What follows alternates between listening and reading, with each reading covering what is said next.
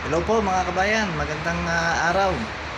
Nandito po ulit tayo sa 24 Auto Service. And maraming salamat nga po pala sa mga nag-subscribe and nag-like. So maraming salamat po. Continue liking po and subscribe po yung channel natin.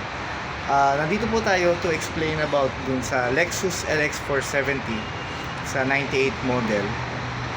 Hard starting po siya. So nagka-crank siya, medyo matagal bago siya mag-start. And nakita natin na medyo luma na nga yung sasakyan. Ayan po oh.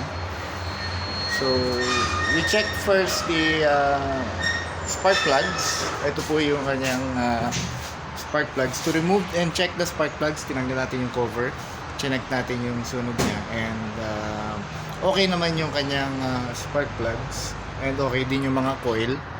So chinek din natin yung fuel pump.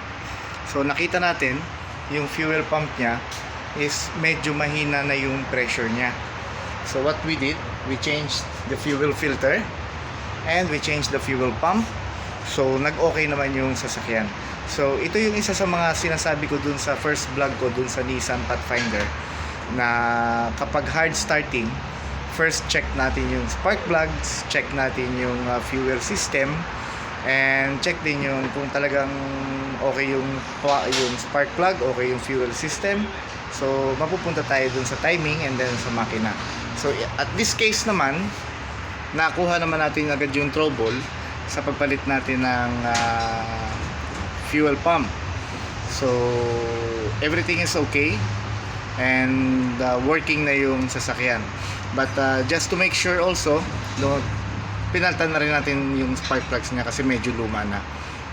And ayun, okay na siya, wala na siya naging problema. So one click starting, we change the fuel pump and nag-okay na. So ito yung mga isang cases na dapat nating i-check before kapag hard starting yung sasakyan, na nagka-crank siya matagal bago siya mag-start. Check first the spark plugs, kung sumusunog ba siya ng ayos o may kuryente, kasi chinek din natin yung crankshaft sensor nito eh. So kung may kuryente, then we go to the fuel pump, kung okay yung fuse o kung okay yung wirings niya, yung mga pipes, and kapag okay, then fuel filter and fuel pump. So one case na nasolve uli natin ngayong araw, yung sa Lexus LX 470. Ayan po siya.